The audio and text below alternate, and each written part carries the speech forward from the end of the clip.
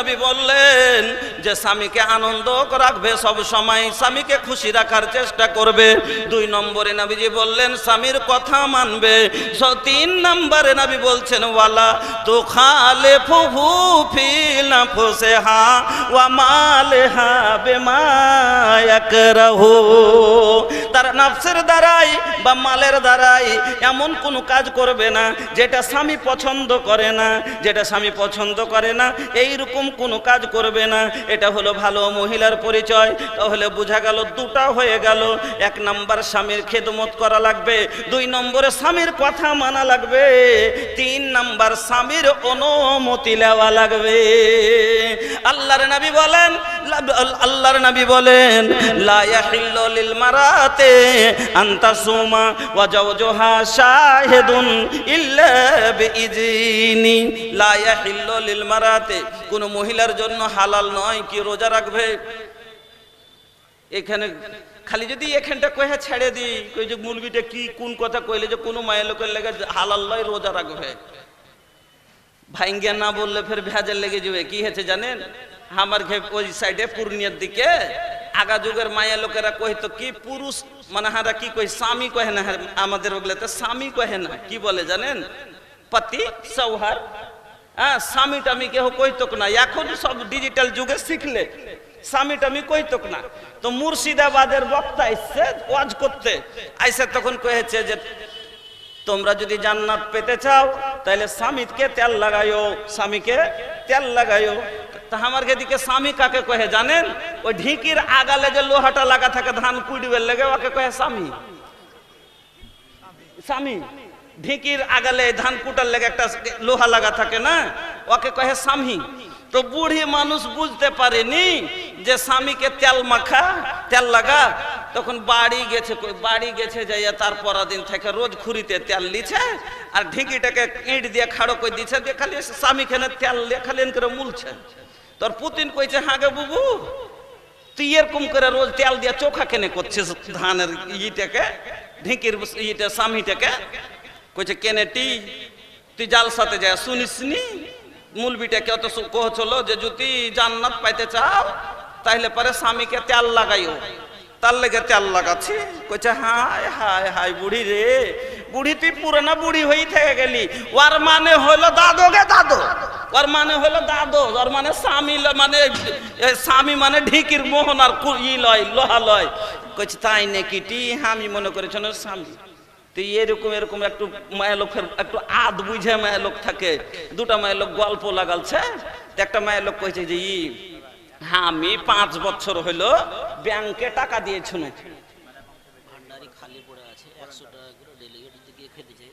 ভান্ডারি খালি পড়ে আছে 100 টাকা করে ডেলিগেট, যদি কেউ খেতে চান তাহলে খেয়ে আসতে পারেন।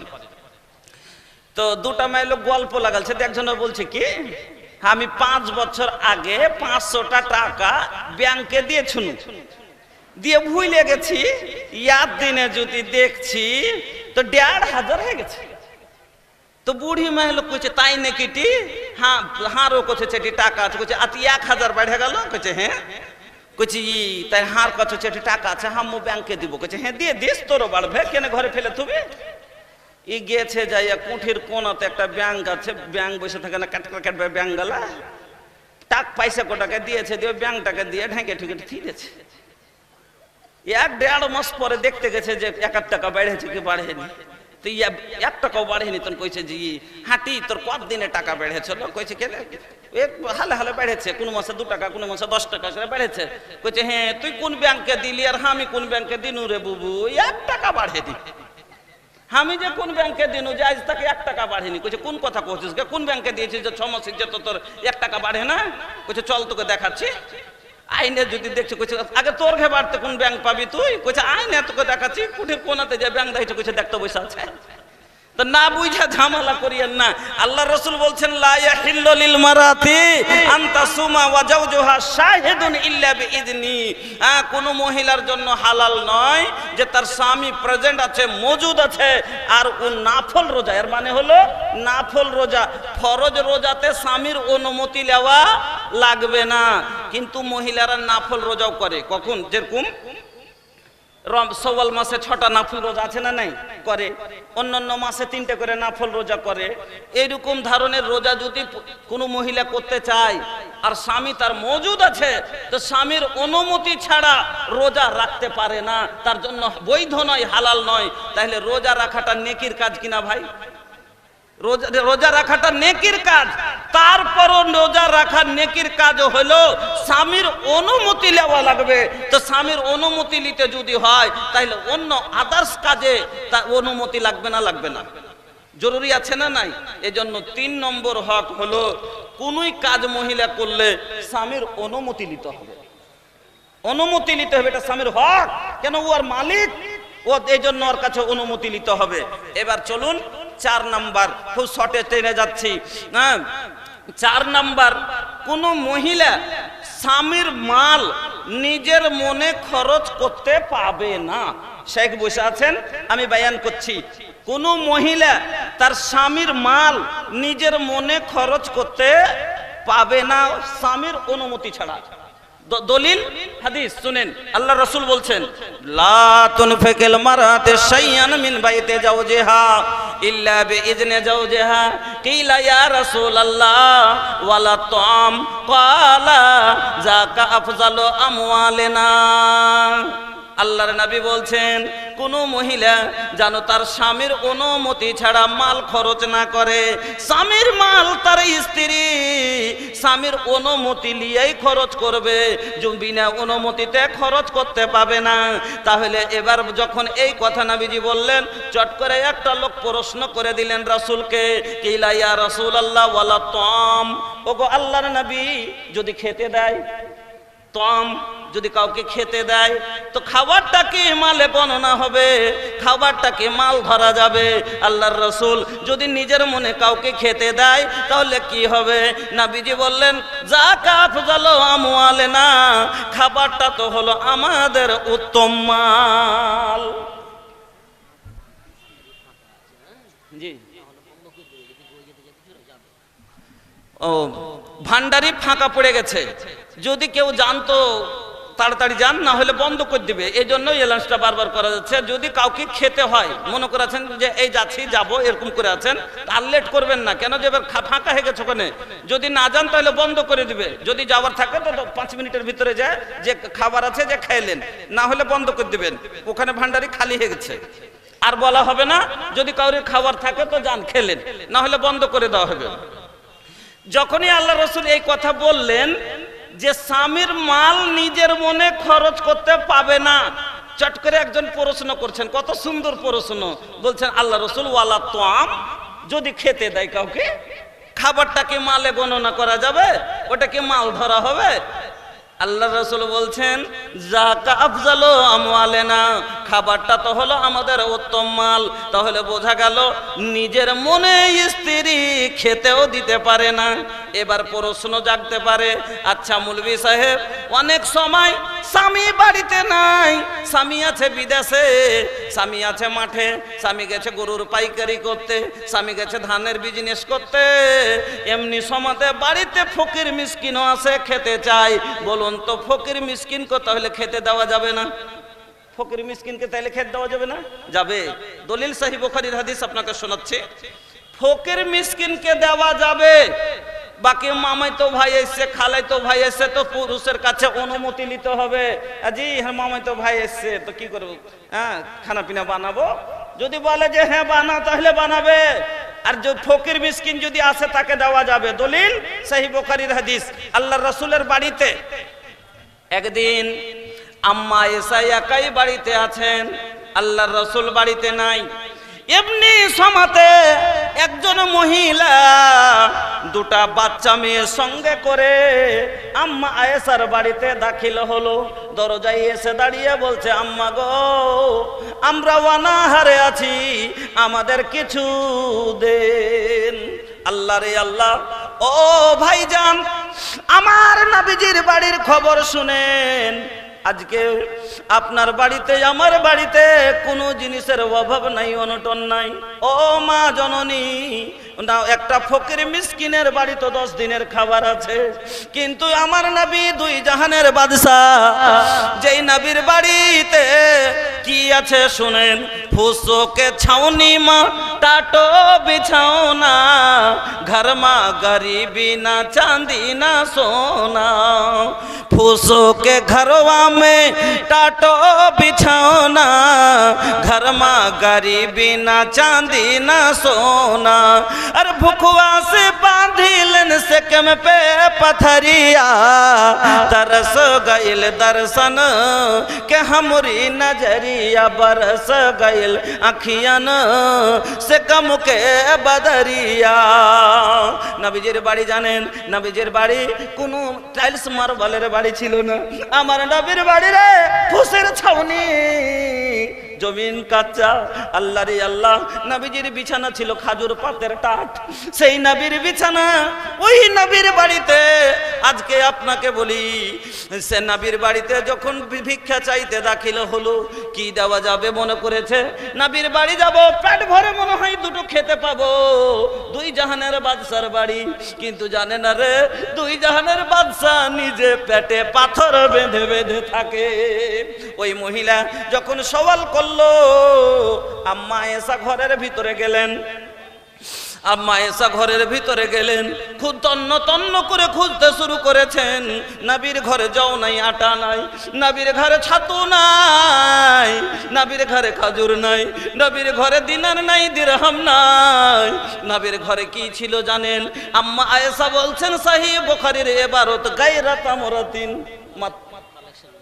নবীর ঘরে বাত কি ছিল?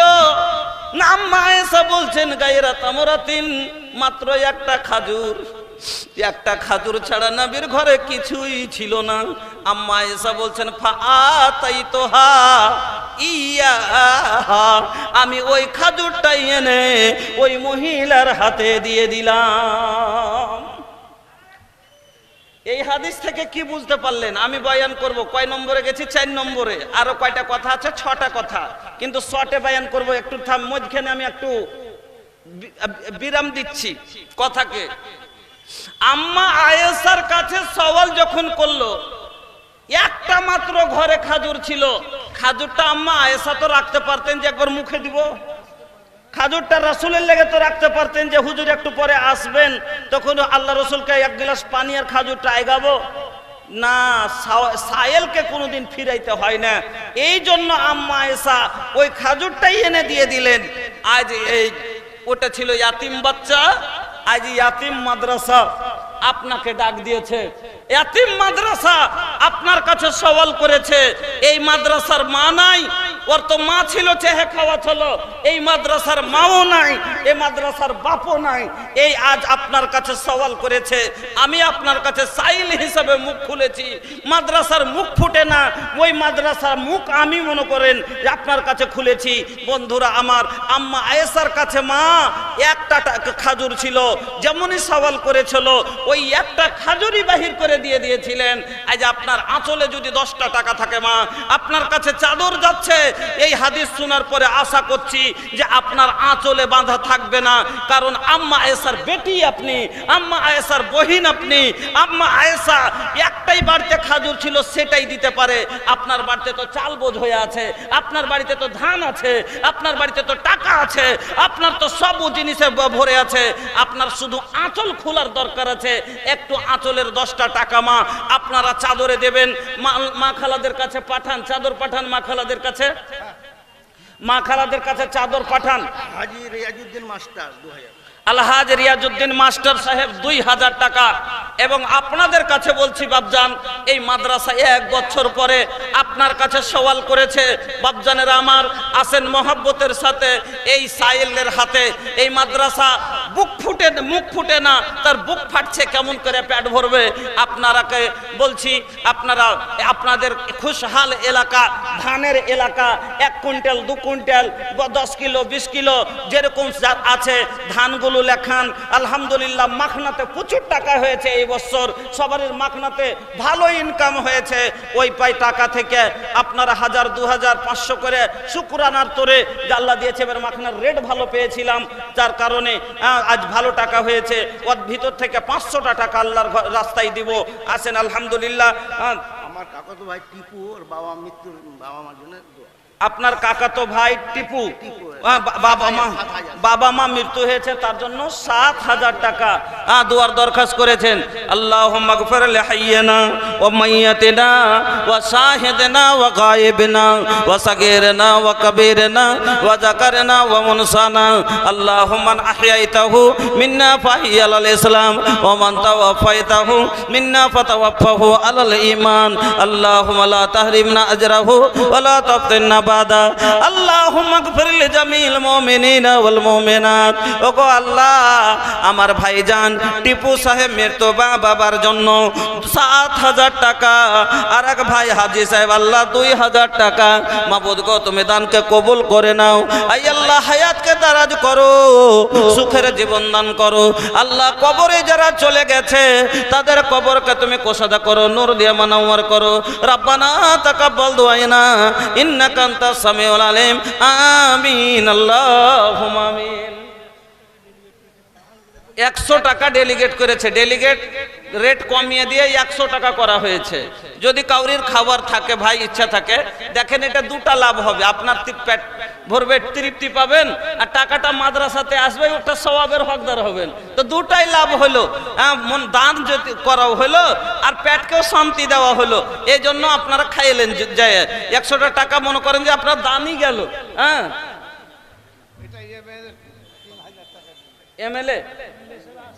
এমএলএ সাহেব আসেননি, 3,000 টাকা পাঠিয়েছেন। জাযাকাল্লাহ, বারাকাল্লাহ, হাযাকাল্লাহ, আল্লাহুম্মা সাল্লি আলাইহি, আল্লাহুম্মা বারিক আলাইহি। ওগো আল্লাহ, তোমার বান্দা এমএলএ সাহেব ছিল, পরিমাণ 3,000 দান পাঠাইলো। এ দান আল্লাহ তুমি করো হে কবুল, মাফ করে দাও আল্লাহ জীবনের ভুল, অন্ধকার কবরেতে দিও তুমি আলো। রব্বানা তাকাব্বাল দুআনা ইন্নাকা আনতাস সামিউল আলিম। আমিন আল্লাহুম্মা আমিন। তো ভাইজান, আপনাদের এলাকায় আলহামদুলিল্লাহ হাজী সাইদুর রহমান সাহেব 15,000 টাকা দিয়েছে, প্রায় 5,000 টাকা বিষয় জমা নেন, একটু দোয়া চেয়েছেন। হাজী সাইদুর রহমান সাহেব আগে 15,000 দিয়েছেন, আবার 5,000 দিয়ে 20,000 করে দিলেন। আপনাদের কাছে একটু দুয়ার আবেদন করেছেন। আল্লাহুম্মা আনতাস সালাম ওয়া মিনকাস সালাম, তাবারাকতা ইয়া জাল জালালি ওয়াল ইকরাম। রব্বানা আতিনা ফিদ দুনিয়া হাসানা ওয়া ফিল আখিরাতি হাসানাতাও ওয়া কিনা আযাবান নার। আল্লাহুম্মা সাল্লি আলাইহি, আল্লাহুম্মা বারিক আলাইহি, আল্লাহুম্মা বারিক ফি আহলিক ওয়া মালিক, আল্লাহুম্মা বারিক ফি আহলিক ওয়া মালিক। মাবুদ আল্লাহ, তোমার বান্দা মাবুদ গো সাইদুর রহমান সাহেব, এই আল্লাহ উনি 20,000 টাকা তোমার নবীর মাদ্রাসায় দিয়েছেন। ইলাহুল আলামিন, যে আশায় উদ্দেশ্যই দিয়েছেন, মাওলায়ে কারীম মনের আশা উদ্দেশ্য পূরণ করো। আল্লাহ, কবরবাসীদের জন্য যদি দিয়ে থাকে এই দানের বিনিময়, তুমি কবরবাসীদের তুমি কবর রুহে মাগফিরাত করো। আল্লাহ, কেউ যদি অসুখ থাকে তুমি শেফায়ে কামিলা আজলা দান করো। রব্বানা তাকাব্বাল দুআনা ইন্নাকা আনতাস সামিউল আলিম। আমিন আল্লাহুম্মা আমিন। আলহামদুলিল্লাহ, কিছু কিছু করে আল্লাহ 550 টাকা, 650 টাকা আল্লাহ জানি না কোন তোমার বান্দা কি বান্দাই দিয়া পাঠিয়েছেন। মাবুদ গো, তুমি কবুল করো। আল্লাহ, তুমি রুজি রোজগারে বরকত দাও, ব্যবসন তারাক্কি দাও। রব্বানা তাকাব্বাল দুআনা ইন্নাকা আনতাস সামিউল আলিম। আমিন আল্লাহুম্মা আমিন। এতগুলো লোকজন বসে আছেন ভাই, আল্লাহর ওয়াস্তে এখন পর্যন্ত 10 কেজি একটা লোক এই বাঠে কি দাম। কুমেদপুরের এলাকাতে তো আলহামদুলিল্লাহ ধানও খুব ভালো হয়েছে, মাখনাও খুব ভালো হয়েছে, চাষ আলহামদুলিল্লাহ উর্বর জমি আল্লাহ করেছেন এখানকার, যেখান থেকে আলহামদুলিল্লাহ আপনারা খুব সুখে আছেন। এমনকি বাহিরেও এটা চর্চা আছে যে মালদার মাটি এমন যার কাছে 3 বিঘা জমি আছে সে বড় লোক। বাইরে আমাদের বিহারে এটা চর্চা আছে যে মালদার মাটি যদি কারোর কাছে 3 বিঘা জমি আছে ও বড় লোক। কেন যে আল্লাহ এই জমিতে এমন ফসল দিয়েছে, আল্লাহ এই জমিতে এমন তাসির দিয়েছে, ও ভোগ 3 বিঘা জমি আল্লাহ ও একটা যাচ্ছে ভালো সুন্দর জীবন যাপন করতে পারবে। এই জন্য ভাই আল্লাহর ওয়াস্তে আলহামদুলিল্লাহ, এই যে দেখেন এ ভাইয়ের মা মারা গেছেন, ওনার হাতের এই 4টা চাঁদির চুড়ি যা ওনার হাতে ছিল, ওনার রুহে মাগফিরাতের জন্য এই 4টি চুড়ি উনি এসে এখানে দান করে দিলেন। আল্লাহুম্মা সাল্লি আলাইহা, আল্লাহুম্মা বারিক আলাইহা, আল্লাহুম্মা গফির লাহা ওয়ারহামহা ওয়াফিহা ওয়াফু আনহা ওয়াকরিম নুজুলাহা ওয়াসমাদ খালাহা। ওগো আল্লাহ, আমার খালা জানি না। আলহামদুলিল্লাহ। কত দিয়েছেন আগে? 1500 আগে দিয়েছেন, আবার 1500, 3000 টাকা। 3000 টাকা, 3000 টাকার দোয়া ভাই আমি করিব না। আর 5 পুরিয়া যতক্ষণ না দিবেন আজ হাত ছাড়িব না। अरे निकला ना निकला भैया निकला पनसौआ हो। अरे निकला ना निकला भैया निकला पनसौआ हो। लेबे खातिर आइल बाड़े तोहर भोजपुरी भैया हो। तोहरा से मांगा ताड़े की होलिटे 5000 लिबो। 5000 কম লব না, 1500 পরে দিয়ে দেবেন। লিল্লাহি তাকবীর, আলহামদুলিল্লাহ। ভাইজান 1500 পরে দিয়ে দিবেন, 5000 করে দিলেন। নামটা লিখলেন, 3500 দিয়ে দিলেন, আর 1500 টাকা পরে দিবেন। আলহামদুলিল্লাহ, জাযাকাল্লাহ, বারাকাল্লাহ, হায়াকাল্লাহ, আল্লাহুম্মা সাল্লি আলাই, আল্লাহুম্মা বারিক আলাই। ওগো আল্লাহ, আমার ভাইয়ের কামাই রোজগারে তুমি আরো বরকত দাও। আল্লাহ চির সুখে করো, সুখের জীবন দান করো। রব্বানা তাকাব্বাল দুআনা ইন্নাকা আনতাস সামিউল আলিম। আব্দুল কাইয়ুম সাহেব মৃত্যু বাবা জন্য আলহামদুলিল্লাহ। আই আল্লাহ মোটামুটি 3 2 আড়াই 2 1.5 হাজার মতো দান করেছে। মাবুদ গো, রুহে মাগফিরাত করে দাও। আল্লাহুম্মা মাগফির লাহু ওয়ারহামহু ওয়াফি ওয়াফানহু ওয়াকরিম নুজুলাহু সামাদ খালাহু সাকাল্লাহু সারাহু ওয়াজালাল জান্নাতা মাসওয়াহু। আমিন আল্লাহুম্মা আমিন। রব্বানা আতিনা ফিদ দুনিয়া হাসানা ওয়া ফিল আখিরাতি হাসানাতাও ওয়া কিনা আযাবান নার। আমিন আল্লাহুম্মা আমিন। কি করিতে আইলা কি করিয়া গেলা, কি করিতে আইলা কি করিয়া গে